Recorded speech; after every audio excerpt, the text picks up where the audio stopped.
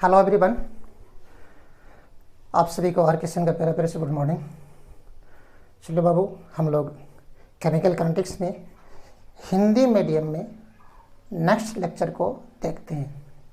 तो मैंने पिछली क्लास में बोल दिया था, क्योंकि केमिकल काइनेटिक्स का शुरुआत करेंगे हम लोग जो नेक्स्ट लेक्चर। अब इसमें सब्जेक्टिव मैटर कुछ ज़्यादा आएगा, और सब्जेक्टिव मैटर अगर मैं इंग्लिश मीडियम के साथ डिजोल्व करूँ, मिलाऊँ, तो फिर वीडियो लंबा हो जाएगा। इसलिए आज से दोनों का वीडियो क्या होंगे, आपको अलग अलग जाएंगे तब तक जब तक दोनों का सब्जेक्टिव चलते चलेगा। ठीक है। तो हिंदी मीडियम के बच्चे क्या करें, अपने फ्यूचर को बनाने के लिए, फ्यूचर प्लानिंग को रखने के लिए इंग्लिश मीडियम को भी ज़रूर देखें, क्योंकि हिंदी मीडियम में जो हम आपके पास जो यहाँ पे वीडियो डालेंगे वो ठीक कार्बन कॉपी होगा किसका, इंग्लिश मीडियम का, मतलब उसका ट्रांसलेट होगा ये। तो इससे क्या होगा, आपको फ्यूचर में फ़ायदा होगा। ठीक है। तो देखो बाबू, शुरू करते हैं केमिकल काइनेटिक्स। हालांकि आपके पास मैं कुछ बोर्ड पे लिख दिया हूँ, मेरी प्रॉब्लम है, पर्सनल प्रॉब्लम, कि हिंदी लिखने में प्रॉब्लम होता है हिंदी, इसलिए मैं उसमें क्या क्या लिख दिया हूँ, और साथ ही साथ टाइम को मैनेज करने के लिए भी लिखा हुआ यहाँ पे। तो देखते हैं बाबू हम लोग, factor affecting rate of reaction, अभिक्रिया वेग को प्रभावित करने वाला कारक है, लिखा हुआ यहाँ पे अभिक्रिया वेग को प्रभावित करने वाला कारक, है ना। तो आप लोग लिखोगे अभिक्रिया वेग को निम्नलिखित कारक प्रभावित करती है। लिखना बाबू, अभिक्रिया वेग को निम्नलिखित कारक प्रभावित करती है। अभिक्रिया वेग को निम्नलिखित कारक प्रभावित करती है। ठीक है। तो पहला कारक है अभिकारक की प्रकृति। अभिकारक मतलब रिएक्टेंट, अभिकारक मतलब रिएक्टेंट, रिएक्टेंट। ओके बाबू, रिएक्टेंट मतलब आपने रिएक्शन जो लिया था, रिएक्शन करने से पहले जो पदार्थ आपने डाला उसको लोग क्या बोलते हैं, रिएक्टेंट बोलते हैं। अभिकारक की प्रकृति मतलब रिएक्टेंट की प्रकृति। रिएक्टेंट कैसा है, वो ठोस अवस्था में है कि द्रव अवस्था में है कि गैसीय अवस्था में है, किस किस अवस्था में वो है। तो अगर वो अलग अलग अवस्था में है तो उसको रिएक्शन का रेट किस प्रकार से प्रभावित करेगी, हम लोग अभी डिस्कशन करेंगे। ठीक है। अच्छा, दूसरा है अभिकारक की सांद्रता। सांद्रता मतलब अमाउंट, पदार्थ, और अमाउंट किस रूप में लेंगे हम लोग बाबू, मोलर कंसंट्रेशन के रूप में, मतलब मोलरता। सांद्रता मतलब मोलरता। सांद्रता हम लोग कई प्रकार से दिखाते हैं ना, मोलालिटी के रूप में, मोल फ्रैक्शन के रूप में, कई प्रकार से दिखाते हैं, लेकिन उनमें से किस पर बात करेंगे हम लोग यहाँ पर, मोलालिटी पर, उसी को सांद्रता हम लोग यहाँ पर बोलेंगे। ठीक है। कि सांद्रता को परिवर्तित करने पर, है ना, अभिक्रिया वेग किस प्रकार से प्रभावित होगी। ओके बाबू, सांद्रता किस प्रकार से अभिक्रिया वेग को प्रभावित करेगी, हम लोग डिस्कशन करेंगे। ठीक है।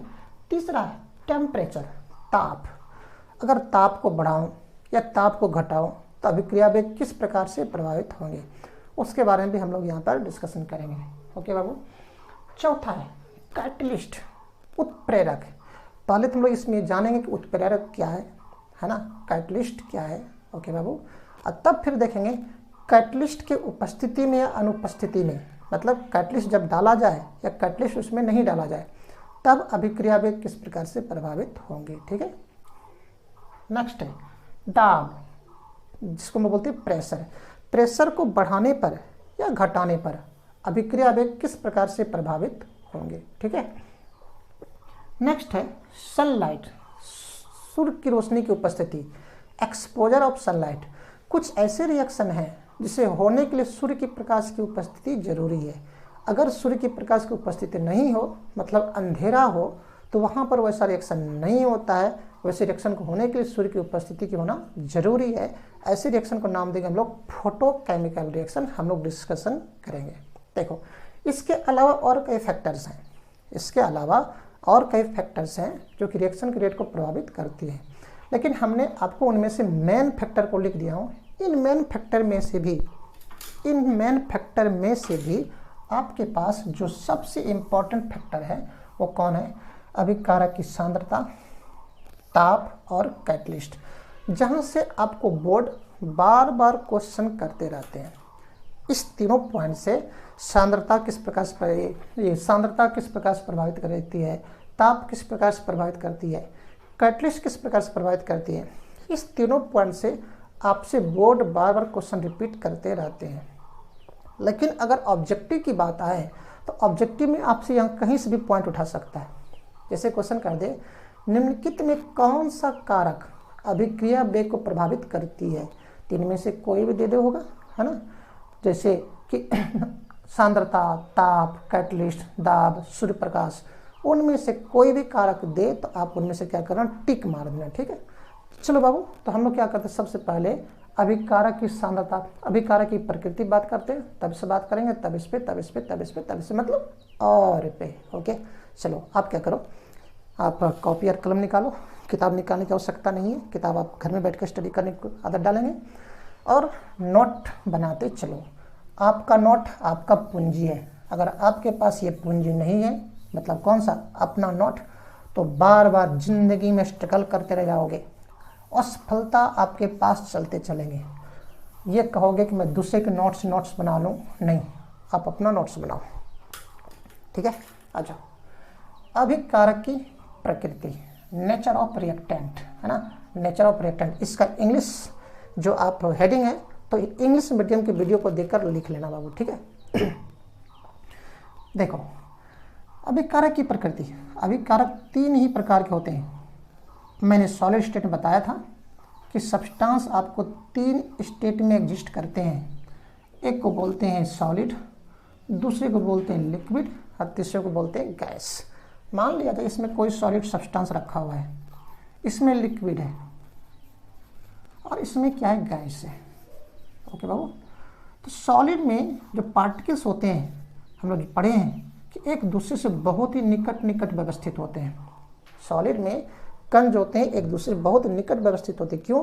क्योंकि सॉलिड में पार्टिकल्स के बीच, कणों के बीच अंतर आणविक आकर्षण बल क्या होते हैं, बहुत ही मजबूत होती, प्रबल होते हैं, जिस कारण क्या होते हैं, आपस में सटे सटे होते हैं, इधर उधर भाग नहीं पाते हैं, ठीक है। लिक्विड में कण जो होते हैं सॉलिड के तुलना में कुछ दूर दूर होते हैं, सॉलिड के तुलना में कुछ दूर दूर होते हैं। क्यों? क्योंकि यहाँ पर अंतर आणविक आकर्षण बल सॉलिड की तुलना में क्या होती है, कम लगती है, ठीक है बाबू। गैस, गैस को हम लोग बंद बर्तन में रखते हैं। चलो मैंने बंद कर दिया, इस प्रकार से बंद कर दिया। ओके बाबू, गैस के मॉलिक्यूल बहुत दूर दूर होते हैं। क्यों?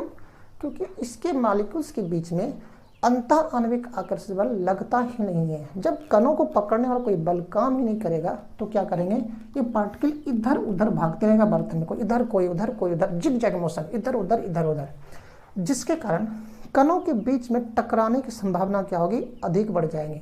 और जब टकराएंगे तो कोई ऐसा भी कण होगा जो कि टकराने के लिए आ रहा है, एक निश्चित दिशा में आएंगे और एक निश्चित एनर्जी के साथ टकराएंगे, तब क्या होगा, वहाँ पे उत्पाद बनना शुरू हो जाएंगे। और अगर उत्पाद तेजी से बढ़ेंगे, अगर उत्पाद तेजी से बनेंगे टकराने के कारण, तो रिएक्शन का रेट क्या होगा, बढ़ जाएगा। तो सबसे अधिक टकराने की संभावना कहाँ होगा, यहाँ पे। क्यों?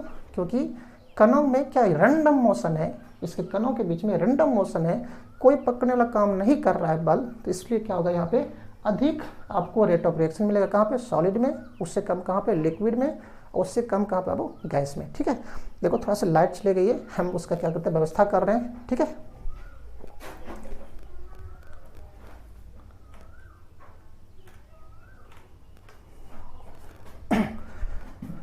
शायद आपको बोर्ड दिख रहा होगा। तो देखो, तो हम लोग लिखें कि सबसे अधिक रेट ऑफ रिएक्शन कहाँ मिलेगा, गैस में, तब लिक्विड में, तब कहाँ मिलेगा, सॉलिड में। Okay Babu, order of rate of reaction, order of rate of reaction, अभिक्रिया वेग का क्रम। सबसे अधिक कहाँ बाबू, गैस में, तब कहाँ, लिक्विड में, तब कहाँ, सॉलिड में, ठीक है। आप इसके नीचे लिखना, आप इसके नीचे लिखना, मैंने लिख रहा हूं, आप इस गैस के नीचे लिखना बाबू, ठीक है। लिखना, गैसीय अभिकारक में, गैसीय अभिकारक में, गैसीय अभिकारक में अभिक्रिया दर, अभिक्रिया दर, अभिक्रिया दर लिक्विड एवं सॉलिड, मतलब द्रव एवं ठोस, लिक्विड एवं सॉलिड, लिक्विड एवं सॉलिड अभिकारक के तुलना में अभिकारक की तुलना में अधिक होती है, क्योंकि गैसीय अभिकारक में कणों के बीच समझना बाबू, कणों के बीच बहुत सारे कण थे, इधर सब टकरा रहा था, रैंडम मोशन था, तो कोई सामने से आएगा नहीं गया, एक निश्चित दिशा में आएगा, निश्चित एनर्जी के साथ अगर टकरा जाएंगे तो उसको क्या नाम देंगे हम लोग? प्रभावी टक्कर। ओके बाबू, क्योंकि गैसीय अणुओं में कणों के बीच प्रभावित टक्कर की संख्या क्या होती है? अधिक होती है। ओके बाबू, लिखना, क्योंकि गैसीय अभिकारक में कणों के बीच प्रभावित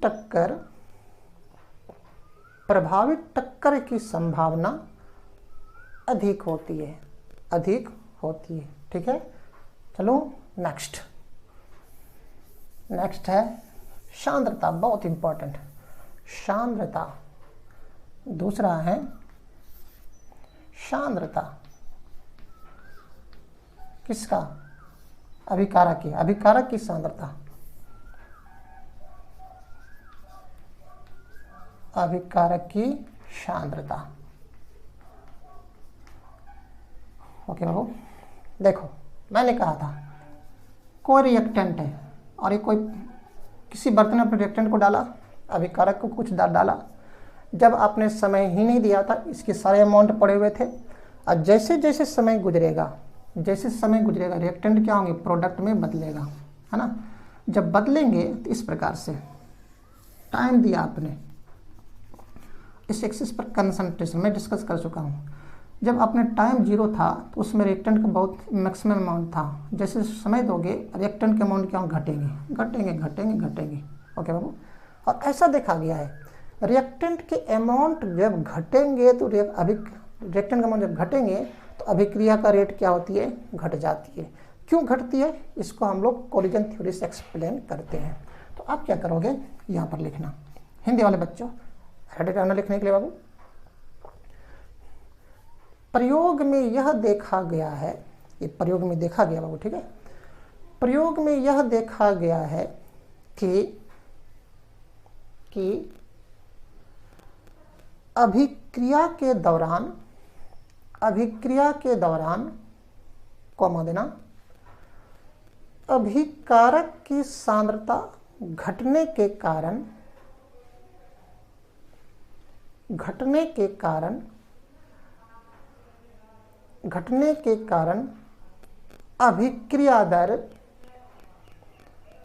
अभिक्रिया दर घट जाती है। ठीक है, लाइन चेंज करके लिखना, स्टेंजा चेंज करके बाबू, स्टेंजा चेंज करके। देखो ये जो रिएक्शन है, इस रिएक्शन का रिएक्टेंट था, प्रोडक्ट था, रिएक्टेंट से प्रोडक्ट बन रहा था। इसे मैं आपको समझाने के लिए क्या करता हूँ, चलो आपको अपनी देश दुनिया में ले चलता हूँ, अपने गांव मोहल्ला में ले चलता हूँ। ठीक है, मान लिया जाए ये कमरा है, इस कमरे में 10 स्टूडेंट, 10 लड़का जो पहले से दौड़ रहा है, पहले से वो दौड़ चक्कर मार रहा है, तो 10 जब लड़के हैं तो कम संभावना है कि वो लोग आपस में ठीक आमने सामने से टकराएं। जब आमने सामने से टकराएंगे ही नहीं तो प्रोडक्ट बनने की संभावना स्लो होगा, है ना, बहुत कम टकराएंगे। जब बहुत कम टकराएंगे तो बहुत धीरे धीरे उसका प्रोडक्ट बनेगा। जब बहुत धीरे धीरे प्रोडक्ट मतलब ये नहीं क्या, बहुत धीरे धीरे प्रोडक्ट बनेगा, इसका मतलब अभिक्रिया की दर क्या होगा? स्लो होगा। लेकिन जिसमें 10 आदमी पहले से था, इसमें मैं एक और इसमें 100 आदमी को घुसा दूं, 100 आदमी को घुसा दूं और बोलूं कि आप सबके साथ दौड़िए, तो पहले से 10 था, अब 100 और हो गए 110। अगर सब दौड़े उस कमरे में, तब हालत क्या होगा? जरूर है कि उनमें से अधिक मॉलिक्यूल क्या होंगे? सामने से आएगा, अधिक से अधिक आदमी क्या होंगे?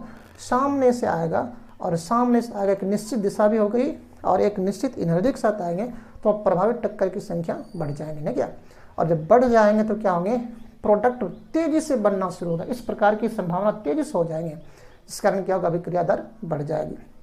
तो ये कहाँ से मिला हमको? कोलिजन थ्योरी से। कोलिजन थ्योरी से में ये पता चलती है कि अगर देखो मैंने इसे बढ़ा दिया, बढ़ा दिया। उसी प्रकार से अगर मैं रिएक्टेंट की सांद्रता को बढ़ा दूं, अभिकारक की सांद्रता को बढ़ा दूं, तो अभिकारक के अणुओं के बीच प्रभावित टक्कर की संख्या क्या होंगे, बढ़ जाएंगे। बढ़ने के कारण क्या होगा, अधिक से अधिक प्रोडक्ट बनना शुरू हो जाएगा, तेजी से प्रोडक्ट बनना शुरू हो जाएगा। इसका मतलब ये हुआ अभिक्रिया दर बढ़ जाएंगे, है ना। अब मैं फिर से आता हूँ, इसमें 10 आदमी से था, अब इनमें से मैं घटा के अगर मैं 2 आदमी कर दूं तो बहुत कम संभावना है कि दोनों आपस में टकराएंगे, और जब कम संभावना है तो फिर प्रोडक्ट बनने की संभावना कम होगी, तो फिर अभिक्रिया दर क्या होंगे, घट जाएंगे। किसका मतलब ये हुआ कि अगर अभिकारक की सांद्रता को घटा दूं तो घटाने से क्या होंगे, तो उसके बीच में प्रभावित टक्कर की संख्या घट जाएंगे। ऐसा करने से क्या होगा, प्रोडक्ट बनने की जो दर होंगे घट जाएंगे। इसका मतलब ये हुआ अभिक्रिया का रेट क्या होंगे, घट जाएंगे। तो ये कहाँ से मिला हमको, कोलिजन थ्योरी से। ठीक है बाबू, तो लाइन चेंज करके निकला, लाइन चेंज करके लिखना, कोलिजन थ्योरी मैंने लिखा था, है ना। कोलिजन थ्योरी से यह पता चलता है कि अभिकारक की सांद्रता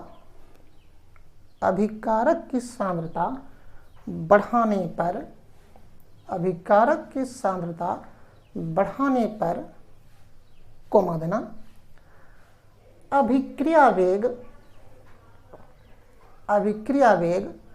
बढ़ जाती है। क्यों बढ़ जाती है, क्योंकि अभिकारक के अणुओं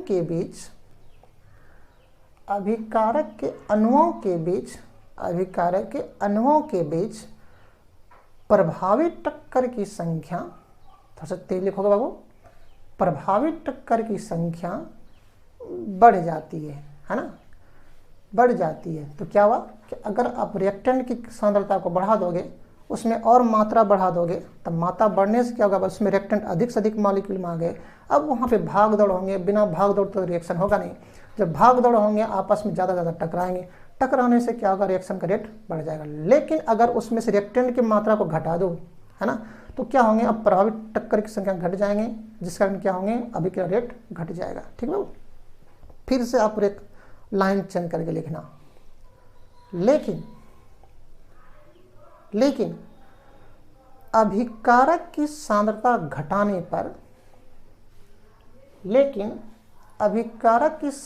घटाने पर अभिक्रिया दर घट जाती है। क्या होती है बाबू, घट जाती है, क्योंकि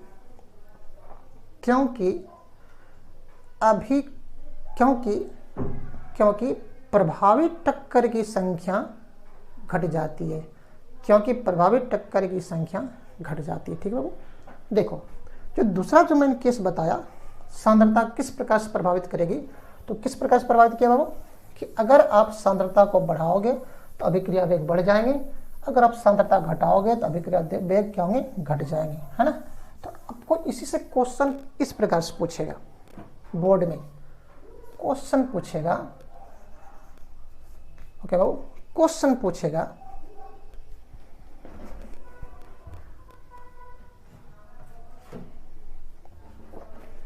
इस प्रकार से, क्वेश्चन पूछेगा सांद्रता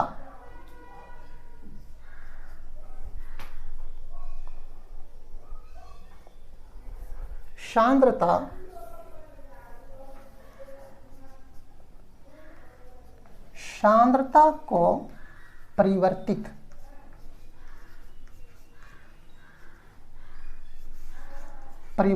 करने पर अभिक्रिया वेग किस प्रकार प्रभावित होती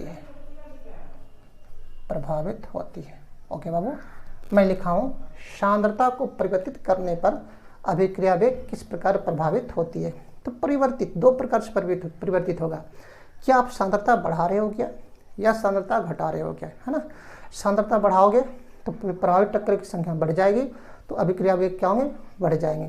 तो अगर सांद्रता घटाओगे तो फिर क्या होंगे, प्रभावित टक्कर की संख्या घट जाएंगे, इस कारण क्या होगा, अभिक्रिया वेग घट जाएगी। तो परिवर्तित 2 प्रकार का होगा, ठीक, परिवर्तित 2 प्रकार का होगा, है ना। तो अब क्या करोगे, फटाफट आंसर लिखना यहाँ पे तेजी से। परिवर्तित 2 प्रकार का होगा ना, सांद्रता बढ़ाओगे या घटाओगे।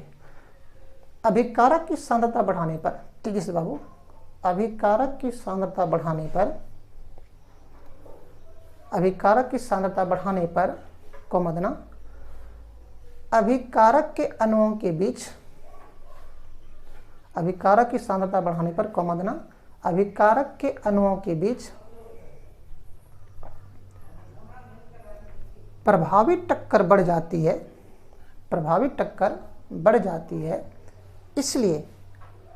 इसलिए अभिक्रिया दर, दर बोलो या वेग बोलो दोनों समान है, इसलिए अभिक्रिया दर बढ़ जाती है। लेकिन लाइन चेंज करके बाबू, आधा लाइन से, लेकिन सांद्रता घटाने पर, लेकिन अभिकारक की सांद्रता घटाने पर, अभिकारक की सांद्रता घटाने पर कॉमा देना, अभिकारक के अणुओं के बीच प्रभावित टक्कर घट जाती है, प्रभावित टक्कर की संख्या घट जाती है। इसलिए अभिक्रिया दर घट जाती है ना। इसलिए अभिक्रिया दर घट जाती है। तो किस प्रकार से प्रभावित की, परिवर्तन, सांद्रता को परिवर्तित करने पर, सांद्रता को परिवर्तित करने पर थोड़ा सा बाबू क्वेश्चन में थोड़ा सुधार कर लेना, ठीक है, यहाँ थोड़ा सा सुधार कर लेना।